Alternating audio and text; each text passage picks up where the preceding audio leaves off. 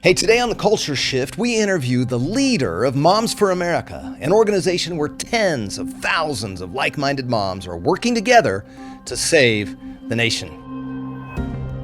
Welcome to Culture Shift, the Barry Farah Show. We are living in an American culture that has shifted from tolerant to cancel culture, from decent to rude, from optimistic to cynical, and from relatively safe to increasingly violent. But it's not too late. I hope to equip you with a historical framework applied to current events so you can lead and get America back on track for good. Welcome back to the Barry Farah Show, Culture Shift. Joining me today on Culture Shift is Kimberly Fletcher. She's president and founder of Moms for America. She's got incredible authority to speak about being a mom. She's got 8 kids, and they all love her. How does that happen?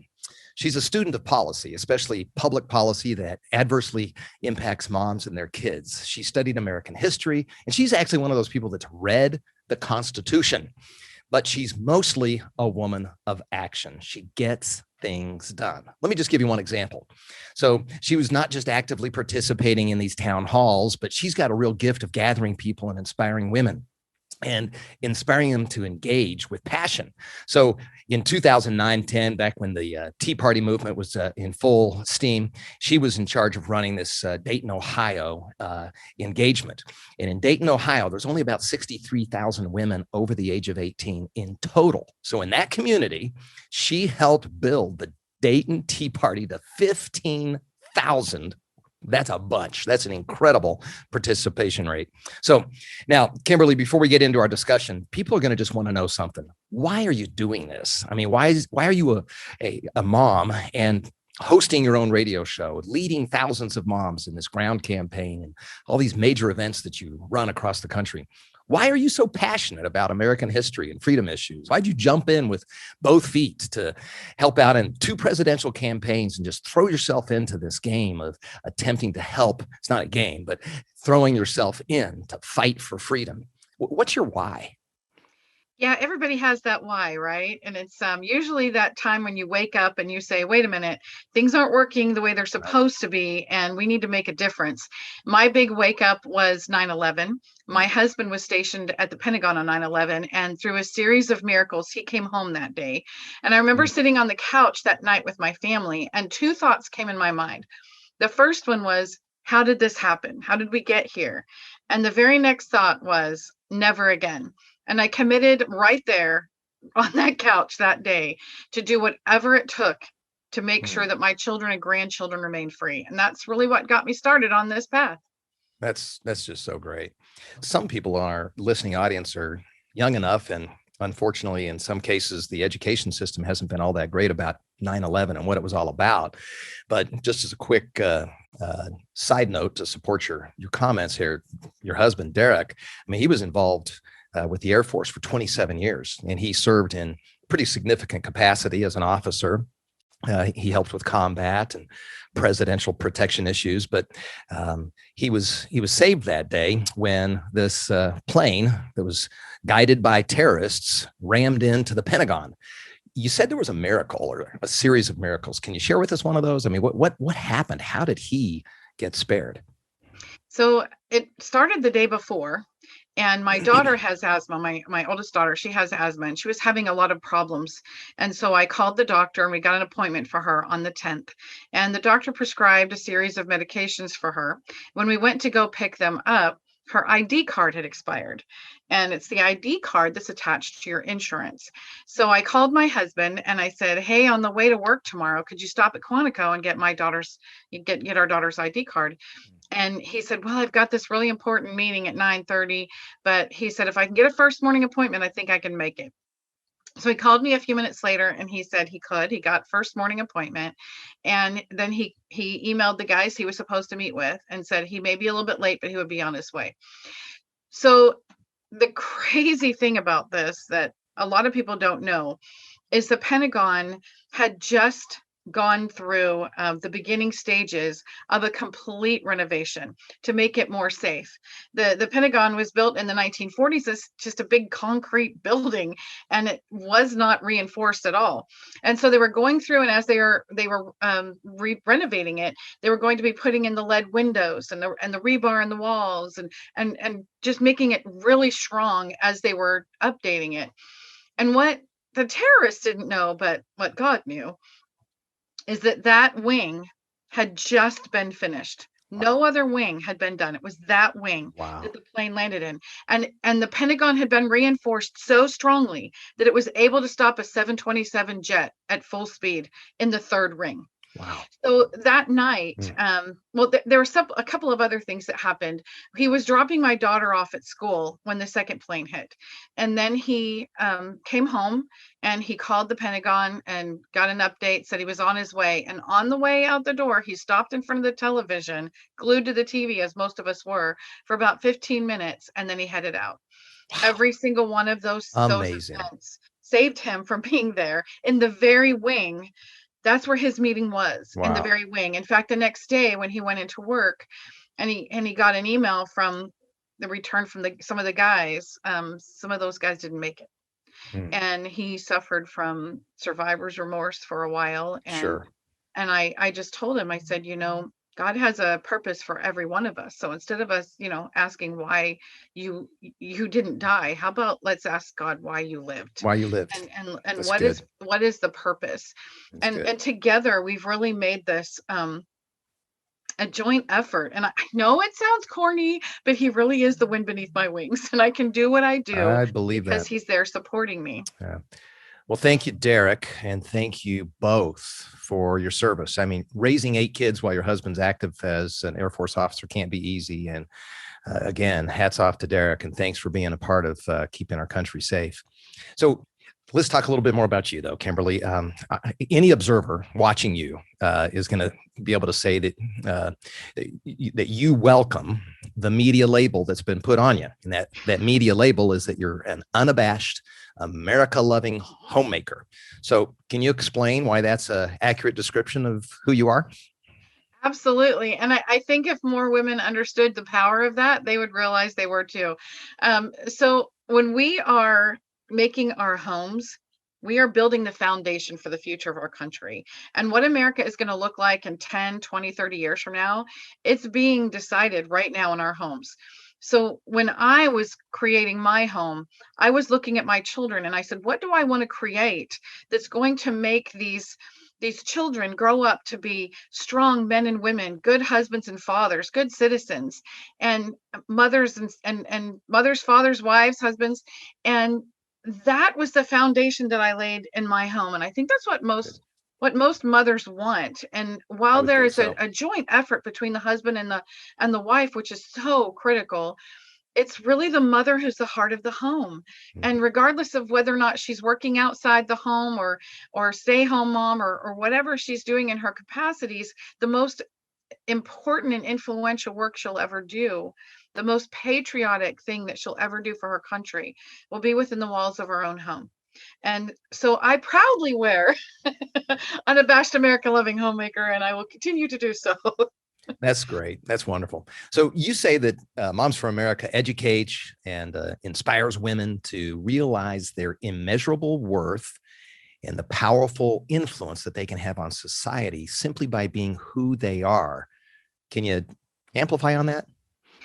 Yeah, Matthew Vassar said it really well. He is the founder of Vassar Women's College, and he said he founded the college because he realized that the mothers of a country mold its citizens, determine its institutions, and shape its destiny.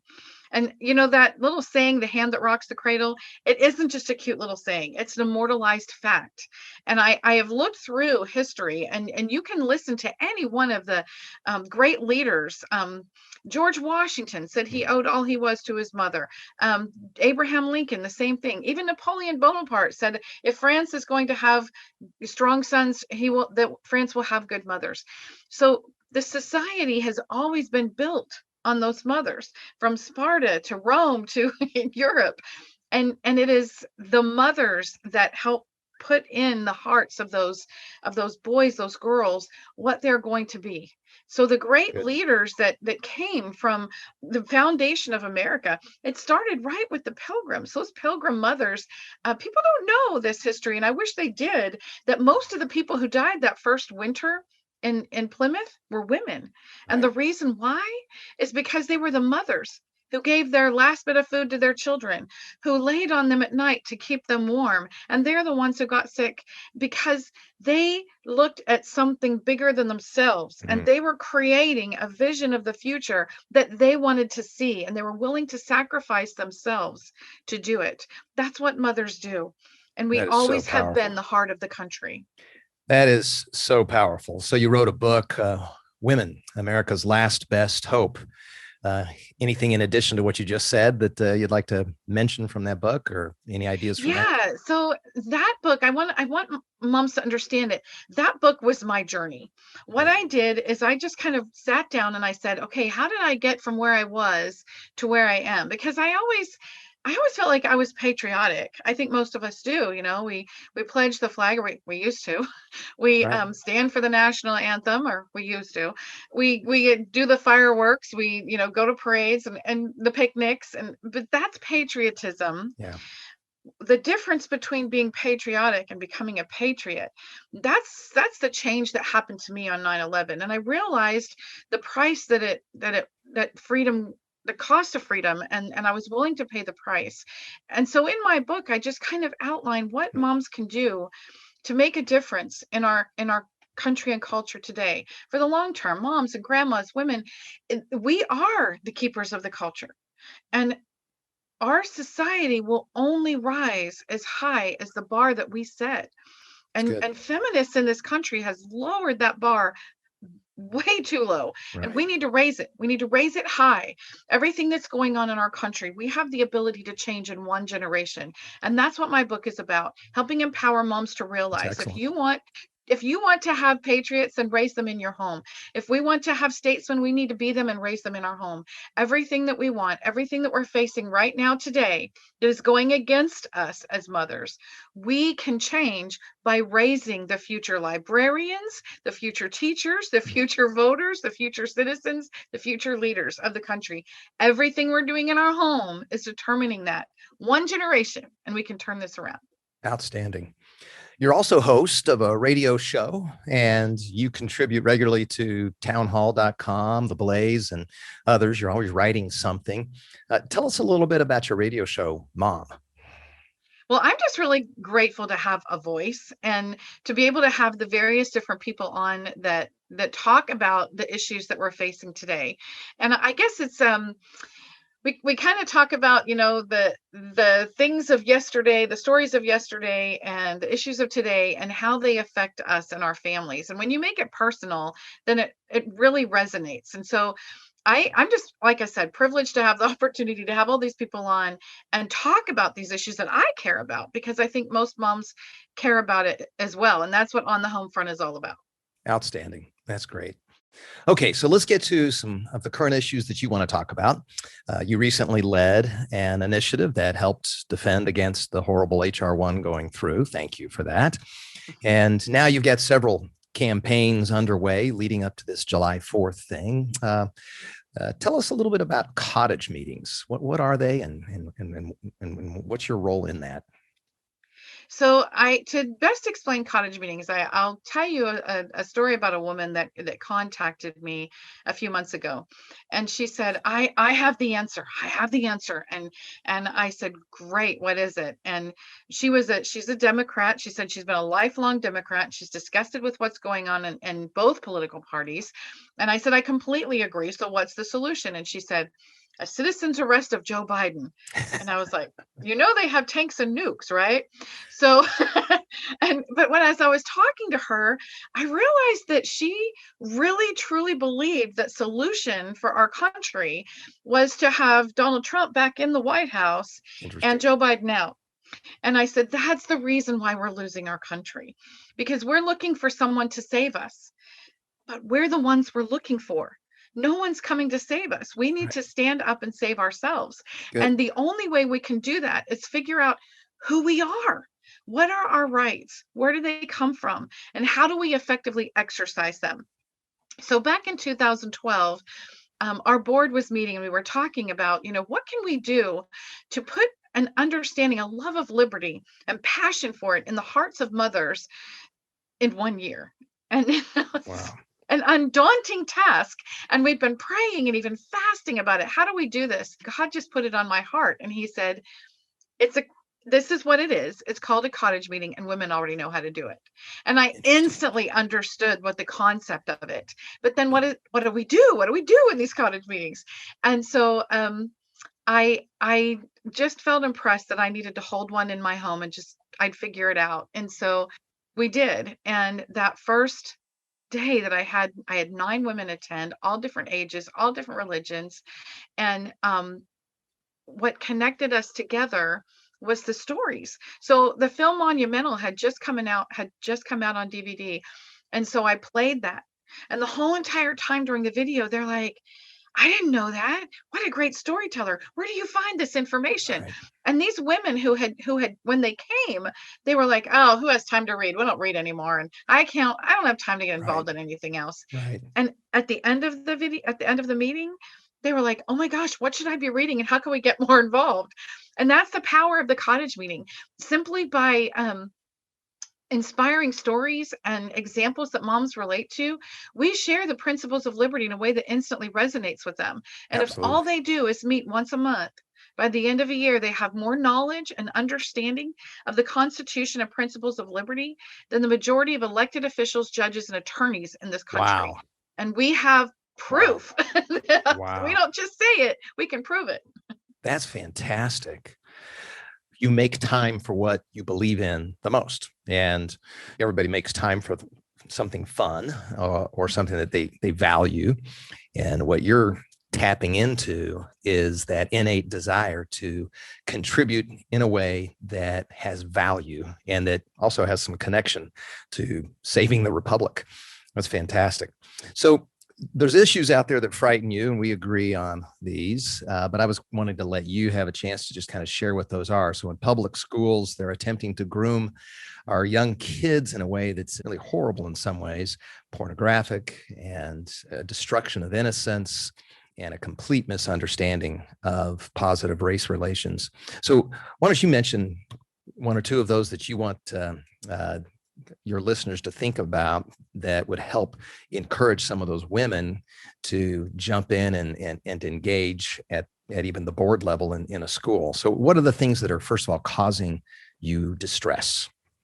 The biggest distress is more mothers need to be reading The Emperor's New Clothes. I just want to be able to have all the moms rise up and say, hello, the emperor is naked. If no one else is going to say it, we Right. will. And I think that's huge frustration with moms right now, because it's like we see all these things that are going on, and it's like radioactive fireflies being thrown at us all the time, and we don't know what to do about it. And so Moms for America helps engage these moms and gives them tools of empowerment so that they can engage effectively. So the Mm, 5 things that we're hearing most that moms are most concerned about is the critical race theory, right. the transgender activist things where they're having boys competing against girls, Right. where they're punishing kids for using the wrong pronouns, where they're going around parents to help their children who are just confused. It's just crazy that they're just totally usurping parental rights.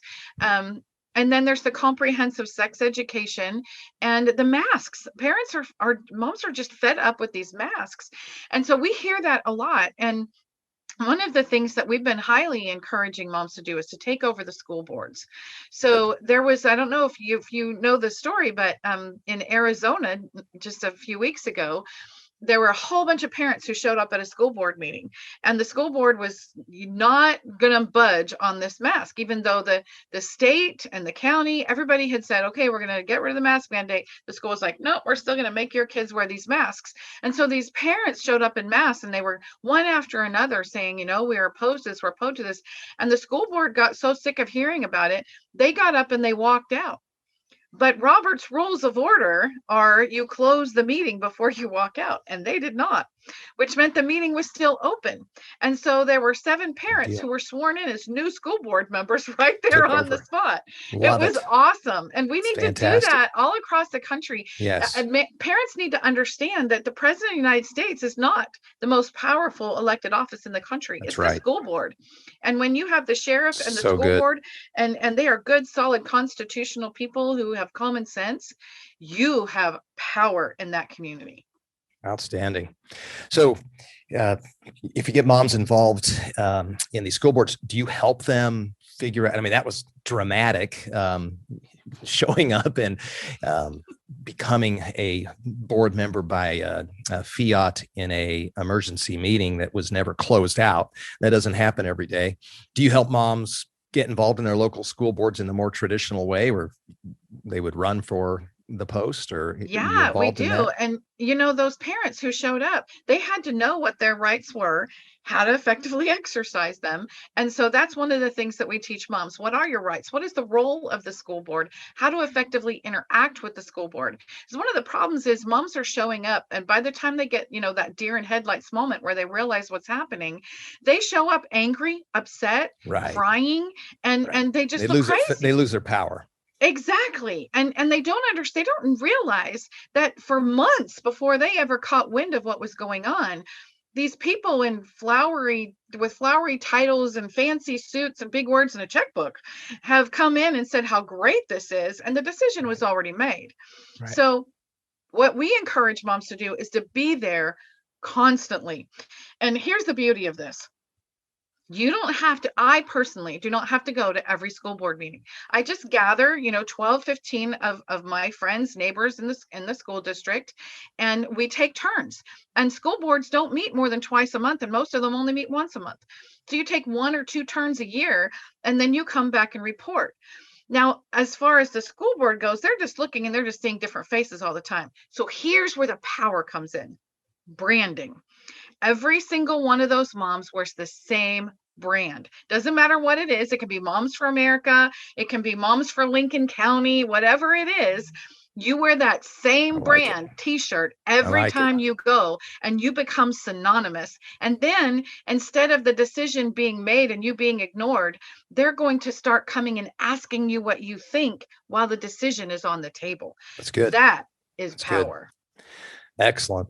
And now let's say a board member gets elected partly through the influence and help of Moms for America. Do you have any kind of a follow-up or any kind of support after they get elected, or do they just watch your listen to your radio show, or what happens going forward?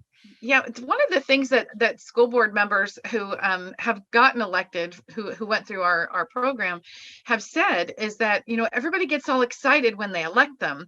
And then when they get elected, they're like, oh, good, they got this, and like, no, we still need you. So we help the citizens and the people who help get them elected realize you need to keep going to those school board meetings and you need to support them.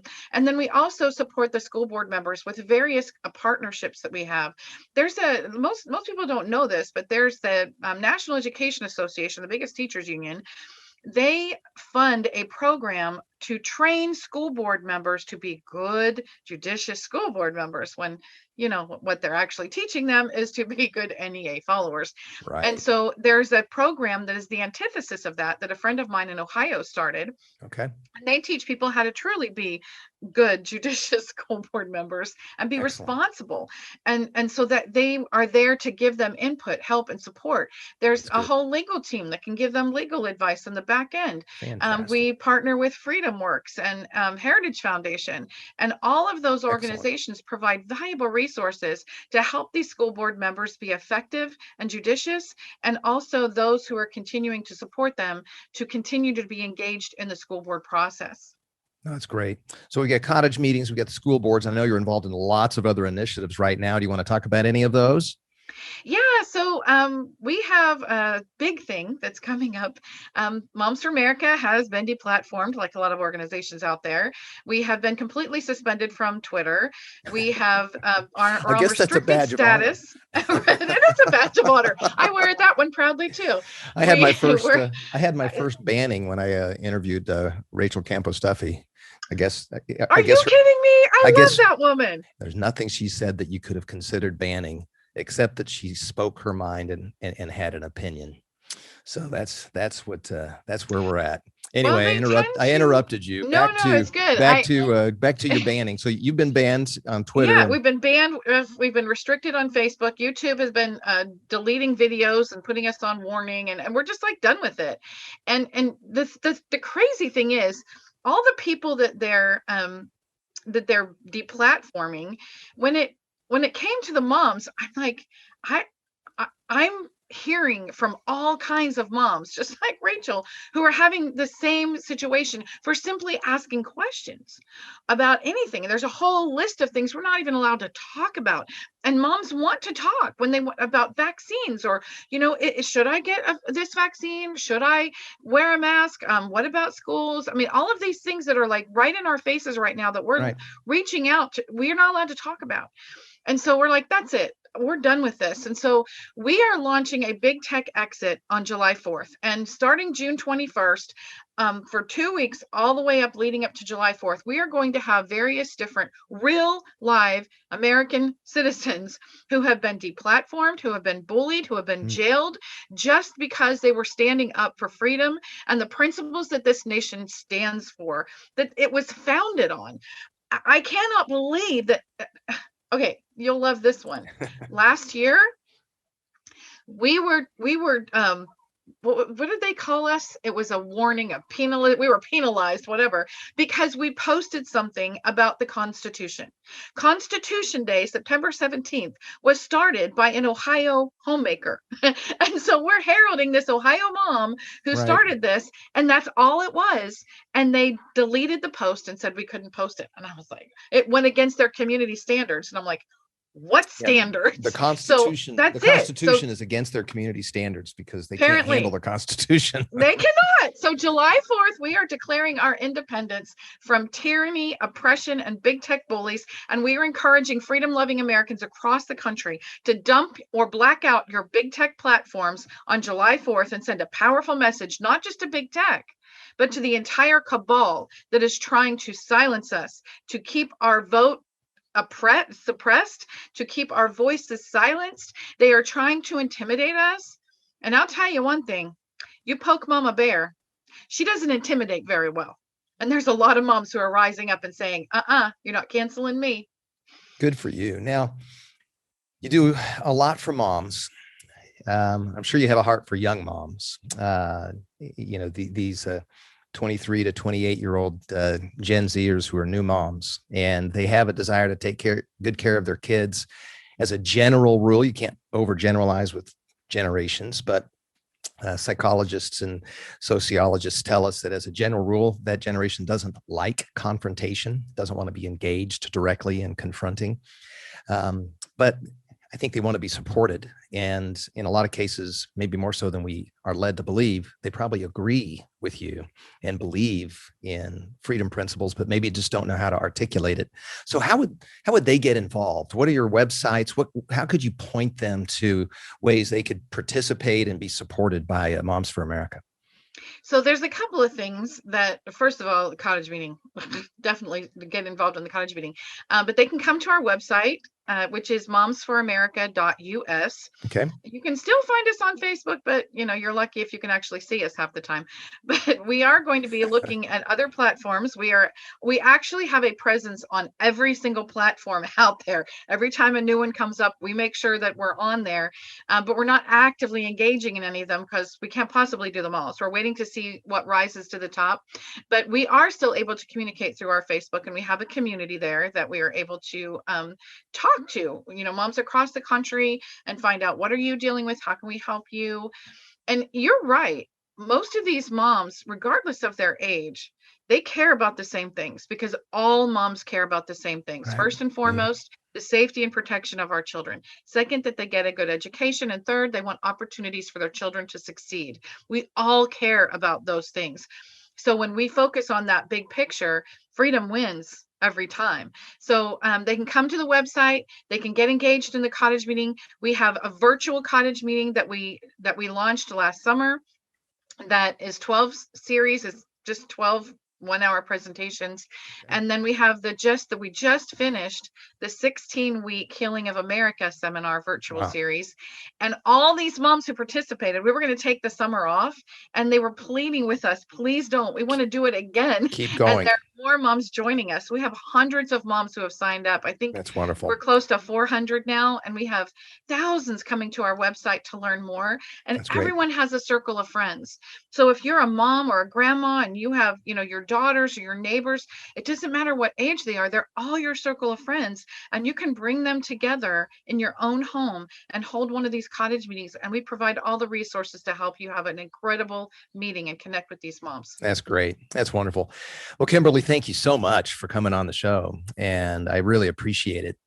So for all of you out there that are young moms or not so young moms, here's a way you can jump in right now and just participate with Moms for America, and you can help the country in a tangible way to defend our freedom. Until next time, God bless you. Hi, I'm David Farah. Thank you for listening to my dad's podcast, The Barry Farah Show, Culture Shift. Click subscribe now to be sure you don't miss an episode. Share this podcast with your friends on social media and give The Barry Farah Show your 5-star rating. Check out today's show notes below this episode and at thebarryfarahshow.com. This podcast is also available in video format at The Barry Farah Show on YouTube. See you next time.